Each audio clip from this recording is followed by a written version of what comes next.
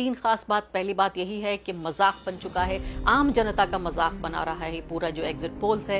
दूसरे, किस तरह से जो हमारी लोकतांत्रिक संस्थाएं हैं उनको एक बीजेपी के टूल के तौर पर, हथियार के तौर पर इस्तेमाल करने के लिए मजबूर कर दिया गया है। और तीसरी बड़ी बात कि इन एग्जिट पोल से ममता बनर्जी का मनोबल पूरे तरीके से नहीं टूटा है। वो कह रही है 2/3 बहुमत से मैं सरकार बनाने जा रही हूं और तमाम जो मेरे समर्थक हैं वो अपने हौसले बुलंद रखें। নমস্কার, আমি বাংলার মামাটি মানুষকে অনেক আমার প্রণাম, সালাম, জোহার এবং জয় জিনেন আমি সব কিছু জানাচ্ছি। সত শ্রী আকাল জি।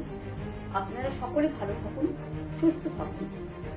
আপনাদের প্রতি আমরা খুব কৃতজ্ঞ, এত রোদ্দুরের মধ্যেও এবং সবকিছু অত্যাচার সহ্য করুন আপনারা যেভাবে ভোট দিয়েছেন লাইনে দাঁড়িয়ে। नमस्कार, स्वागत है आपका इस खास कार्यक्रम में। पश्चिम बंगाल चुनाव से जुड़ी हुई बेहद बड़ी 3 खबरें मैं आपके सामने लेकर आई हूं। उसमें सबसे बड़ी खबर यह है कि आप ये सोचिए कि जिस बात का पूरे फसाने में जिक्र नहीं हुआ, जिस एग्जिट पोल्स को लेकर बीजेपी को एक ऊंचे घोड़े पर सवार उन्हें दिखाया गया कि पूरे तरीके से सुपड़ा साफ हो चुका है, बीजेपी ये चुनाव जीत चुकी है। एग्जिट पोल्स के जरिए टीएमसी के तमाम जो एजेंट्स हैं, जो वर्कर्स हैं, उनका पूरा मोराल यानी उनका मनोबल तोड़ने की जो पूरी कोशिश की गई, क्योंकि एग्जिट पोल का मतलब यही है, चुनाव नतीजे जब 2 दिन बाद आने वाले हैं तो एग्जिट पोल का मतलब क्या है? मतलब यही है कि इससे पहले उनका पूरा मोराल तोड़ा जाए ताकि वो सचेत न रहें और धांधली का फायदा मिल जाए बीजेपी को। मैं आपको एक बड़ी खबर बताने जा रही हूं जो पूरी तरीके से आपके सामने भांडा फोड़ कर देगा कि आखिर कैसे पोल खुल रही है इन एग्जिट पोल्स की। जी हां, एक्सिस इंडिया का, एक्सिस माई इंडिया का जो एग्जिट पोल है जो आज शाम को आने वाला था, जिसके लिए बहस होनी थी, तमाम टीवी स्टूडियो में पूरी तैयारी हो चुकी थी, एंकर्स मेकअप कर सूट पहन के, सूट बूट पहन के तैयार हो चुके थे, स्टूडियो की लाइट्स ऑन होनी बाकी थी और कुछ ही घंटे में इस पर बहस होनी थी। बीजेपी को जिताया जाना था, मुझे लगता है पूरे तरीके से। एक्सिस माई इंडिया वो है जिसका कसम खा खा के एंकर से कहते हैं कि एक्सिस माई इंडिया सबसे भरोसेमंद ये प्रदीप गुप्ता का ये पूरा एग्जिट पोल है, जिसको लेकर लगातार हम देख रहे हैं पिछले 10-15 सालों से कि यही कंपनी सबसे ज्यादा मैदान में है। उसने अबॉर्ट कर दिया है, यानी सीधे तौर पर यह इनकार कर दिया है कि अपना आंकड़ा वो रिलीज नहीं करेगा एग्जिट पोल्स का। एग्जिट पोल यानी कि वो पोल जब जनता वोटिंग करके बाहर आ रही होती है तब उन लोगों से पूछा जाता है कि आप बताइए आपने किसके लिए वोट किया, आप बताइए आपने किसके लिए वोट किया, आप बताइए आपने किसके लिए वोट किया। और उस आधार पर एक सैंपल कलेक्ट करके जो एग्जिट पोल वाले हैं वो अपना कोई आंकड़ा तैयार करते हैं। सबसे ज्यादा तो हास्यास्पद बात यह है कि आप ये देखिए कि सारे एग्जिट पोल्स मिलाकर ऐसा लगता है एक कमरे में बैठकर, क्या बीजेपी के हेडक्वार्टर में बैठे रहते हैं ये, एक ही कमरे में बैठकर तमाम एग्जिट पोल्स, ये ऐसा लगता है कि आंकड़े अपने बना रहे हैं। क्योंकि जब बाहर निकलते हैं और टीवी चैनल, अलग अलग टीवी चैनलों पे जाते हैं, लेकिन आंकड़े उनके एक ही होते हैं, बहस एक ही तरह की होती है। आप सोचिए कि इस पूरे काम में सैकड़ों लोग लगे हुए होंगे, क्या इन सैकड़ों लोगों को ये इजाजत मिल रही है कि ईमानदारी से अपना काम कर सकें? एक्सिस माई इंडिया ने जो रीजन दिया है एनडीटीवी को कि हम क्यों नहीं कर रहे हैं, प्रदीप गुप्ता ने ये बताया कि वो क्यों नहीं कर रहे हैं ये एग्जिट पोल के आंकड़े रिलीज, क्योंकि उनका मानना है कि लोग बंगाल में इतने डरे हुए हैं कि वो सही जवाब नहीं दे पा रहे हैं। जिन लोगों ने टीएमसी को वोट दिया है या जिन लोगों ने बीजेपी को वोट दिया है, दोनों डर की वजह से पूरे तरीके से सही बात बताने को तैयार नहीं। आप सोचिए अगर एक्सिस माई इंडिया को, जो इतना बड़ा ये एजेंसी है, अगर इसको काम करने से में दिक्कत हो रही है, लोगों ने इनकार कर दिया कि वो नहीं बता सकते वो किसको वोट कर रहे हैं, क्योंकि उनको डर ये है कि अगर वो उनकी बात बाहर आ जाती है तो उनकी पिटाई हो सकती है, उनको नुकसान पहुंच सकता है, उनके साथ हिंसा हो सकती है, या जो भी उनको डर हो, इस डर की वजह से प्रदीप गुप्ता एनडीटीवी को बता रहे हैं कि डर की वजह से लोगों ने जवाब नहीं दिया, इसलिए उनके पास विश्वसनीय आंकड़ा नहीं है, इसलिए वो अबॉर्ट कर रहे हैं, यानी कि अपना आंकड़ा दिखाने के लिए रद्द कर रहे हैं ये पूरा फैसला पश्चिम बंगाल को लेकर। कम से कम दूसरे जो राज्य हैं 4, उसको लेकर उन्होंने अपना डेटा जारी किया है,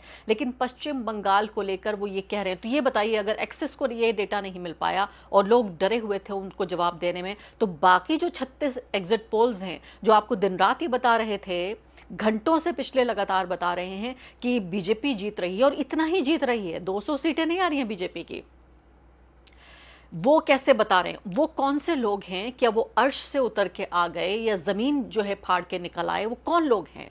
वो मानव नहीं है, वो महामानव हैं जिन लोगों को डर नहीं लगता। अगर एक्सिस ये कह रहा है कि हमें डर लग रहा है या उन लोगों को डर लग रहा है जिनसे हम बात कर रहे हैं, तो फिर बाकी जो एग्जिट पोल्स हैं, आखिर उन्होंने किसके आधार पर यह फैसला किया कि बीजेपी की हुकूमत बनेगी पश्चिम बंगाल में? और आगे बढ़ने से पहले एक अदना सी गुजारिश कि आप मेंबर बनिए मेरे चैनल का, आरफा खानम शेरवानी। अगर आप मेंबर बनते हैं, आपके समर्थन से आप मेरा हाथ मजबूत करेंगे, इतना मजबूत कि मैं सत्ता का कॉलर पकड़ के सवाल पूछ सकूंगी और जो हमारे समुदाय में हाशिए के जो तबके हैं उनकी आवाज उठा सकूंगी। आप यकीन जानिए, आपका एक छोटा सा सहयोग मेरे लिए इतना बड़ा होगा जिसके लिए आप अंदाजा भी नहीं लगा सकते। ये बहुत बड़ा सवाल है, मैं अपने आप से भी पूछ रही हूं, आप भी पूछिए अपने आप से और उन लोगों से भी पूछिए जो अब तक, आज इसकी बात नहीं है, लगातार पिछले कितने चुनावों से इन एग्जिट पोल्स पर भरोसा करते रहे। तो ये तो एक महत्वपूर्ण बात रही। दूसरी महत्वपूर्ण बात मैं आपको बताना चाहती हूँ, एग्जिट पोल्स के झूठ को पकड़ने के बाद दूसरी बात आप ये देखिए, आईपैक, जी हाँ, वो एक संस्था जो कि रणनीति तैयार कर रही थी ममता बनर्जी की टीएमसी के लिए। आपको पता है, मनी लॉन्ड्रिंग का मामला दर्ज करके एनफोर्समेंट डायरेक्टरेट यानी ईडी ने चुनाव से पहले इनको गिरफ्तार कर लिया गया था, विनेश को, और विनेश को गिरफ्तार किया गया था। आईपैक के जो निदेशक भी हैं और फाउंडर भी हैं, टीएमसी का पूरा चुनावी कैंपेन ये देख रहे थे। उनको गिरफ्तार करने के बाद उनको जमानत मिल गई आज। आप हैरानी देखिए, जरा भी मैं कहूंगी कोई शर्म, कोई लिहाज, कोई आंख की शर्म बाकी नहीं है इन एजेंसियों की कि ईडी ने, और ये अदालत मिली है, जमानत मिली है निचली अदालत से। एनफोर्समेंट डायरेक्टरेट का मामला, मनी लॉन्ड्रिंग का इतना गंभीर केस, और उस केस में निचली अदालत से। मुझे बताइए, आप आखिरी बार आपने कब ये बात सुनी थी कि निचली अदालत से, लोअर कोर्ट से ईडी के मामले में जमानत मिल गई है? इतना गंभीर मामला, जैसे ही चुनाव खत्म हुए उधर मिल गई जमानत, इधर चुनाव खत्म उधर हो गई जमानत। चुनाव शुरू होने से पहले गिरफ्तारी हो गई विनेश की, आईपैक का दफ्तर बंद हो गया, सारे उनके कार्यकर्ता जो कर्मचारी थे सबको छुट्टी मिल गई। यानी आईपैक वो संस्था है जो कि तैयार कर रही थी तमाम जो कैंडिडेट्स हैं, उनकी कमजोरियां, उनकी मजबूतियां, उनका पूरा प्रोफाइल, किस जगह पर किस तरह का वोटर रहता है और इस वोटर को किस तरह से अपने पक्ष में लाया जाए, वोट करवाया जाए, किस तरह की स्कीमें बनाई जाएं, पॉलिटिकल कैंपेन कैसे चलाया जाए और इस चुनाव को जीता कैसे जाए। आईपैक जो पूरी रणनीति बना रहा था, टीएमसी के साथ पिछले 8 साल से काम कर रहा था। आपको ये पता है, इससे पहले भी आईपैक के ऊपर रेड डाली जा चुकी थी और सारी फाइलों को जब्त किया गया था जब ममता बनर्जी वहां पर पहुंच गई थी और शेरनी की तरह उन्होंने दहाड़ा था और कहा था कि मैं, वहां पर जो ईडी के लोग थे उनको गिरफ्तार कर लिया गया था। याद है आपको वो बात?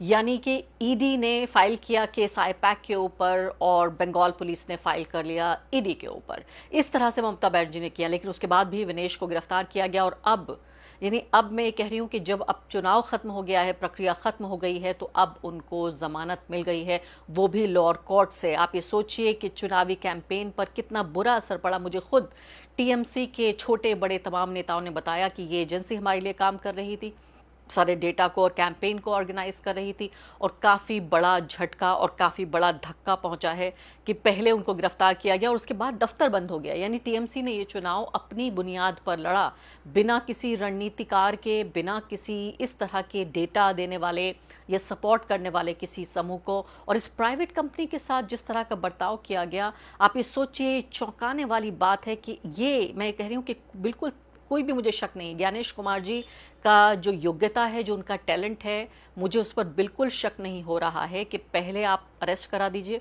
और उसके बाद जमानत दिला दीजिए जैसे ही चुनाव खत्म होता है, चुनाव से पहले और चुनाव के बाद। ममता बनर्जी अब सामने आई हैं और कह रही हैं कि हम फिलहाल सरकार बना रहे हैं। वो कह रही हैं 294 में से 226 सीटें जीत रही है टीएमसी। ममता बनर्जी 10 मिनट का वीडियो उन्होंने रिलीज किया है और वो कह रही हैं कि 294 में से 226 सीटों के साथ 2/3 बहुमत के साथ टीएमसी पश्चिम बंगाल में अपनी सरकार बना रही है। इस ऐलान के साथ ममता बनर्जी ने ये वीडियो फिलहाल रिलीज किया है बांग्ला में ये वीडियो है और वीडियो मैसेज में साफ तौर पे वो डिसमिस कर रही हैं तमाम तरह के एग्जिट पोल्स को, वो निरस्त कर रही हैं, रिजेक्ट कर रही हैं और कह रही हैं पूरे तरीके से धांधली के साथ, यानी अपनी मन मर्जी से जो दिल चाहा वैसे आंकड़े बना लिए, मैनिपुलेशन किया, धांधली की बीजेपी के बिहाफ पर, बीजेपी के कहने पर ये सब किया जा रहा है ताकि टीएमसी के जो काउंटिंग एजेंट्स हैं उनका मोराल यानी उनका मनोबल तोड़ा जा सके। वो ये कह रही हैं लेकिन इस बात के लिए आप खबरदार रहिए कि अगर मुझे भी जाना पड़े कंट्रोल रूम में तो मैं जाऊंगी, मैं पूरी तरीके से सचेत रहूंगी, ये कहने की कोशिश कर रही हैं। और वो कह रही हैं कि स्ट्रांग रूम को मैं खुद गार्ड करूंगी, मेरे एजेंट्स की बात नहीं है, जो स्ट्रांग रूम है उसको मैं खुद गार्ड करूंगी और उसके अलावा अगर ज़रूरत पड़ी तो मैं काउंटिंग सेंटर्स पे भी जाऊंगी। ये बुजुर्ग महिला सफ़ेद साड़ी में लिपटी हुई, हवाई चप्पल में चलती हुई, चिलचिलाती धूप, चिलचिलाती गर्मी में पश्चिम बंगाल की, कोलकाता की चिलचिलाती धूप में इतनी उमस से भरा हुआ ये पूरा मौसम, वो कह रही हैं कि मैं खुद जाऊंगी, चप्पे चप्पे पर काउंटिंग सेंटर्स में जाऊंगी, स्ट्रांग रूम में जाऊंगी और मैं खुद गार्ड करूंगी। इसके अलावा 10 मिनट का ये जो पूरा वीडियो उन्होंने जारी किया है, वो कह रहे हैं कि पूरे तरीके से चुनावी प्रक्रिया को प्रभावित करने की कोशिश कर रही है बीजेपी और केंद्रीय एजेंसियों का गलत इस्तेमाल किया गया है। उन्होंने ये भी कहा कि कोई भी यानी दोनों पार्टियों को बराबर नहीं समझा गया इस चुनाव में।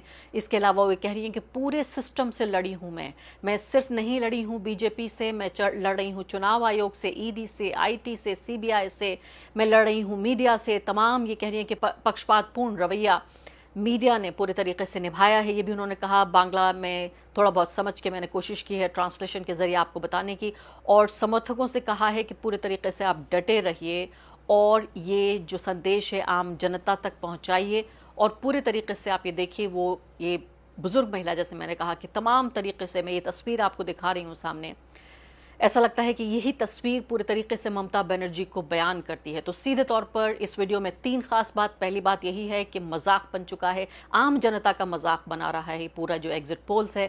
दूसरे, किस तरह से जो हमारी लोकतांत्रिक संस्थाएं हैं उनको एक बीजेपी के टूल के तौर पर, हथियार के तौर पर इस्तेमाल करने के लिए मजबूर कर दिया गया है। और तीसरी बड़ी बात कि इन एग्जिट पोल से ममता बनर्जी का मनोबल पूरे तरीके से नहीं टूटा है। वो कह रही हैं 2/3 बहुमत से मैं सरकार बनाने जा रही हूं और तमाम जो मेरे समर्थक हैं वो अपने हौसले बुलंद रखें। सुन लेते हैं ममता को। নমস্কার, আমি বাংলার মামাটি মানুষকে অনেক আমার প্রণাম, সালাম, জোহার এবং জয় জিনেন আমি সব কিছু জানাচ্ছি। সত শ্রী আকাল জি।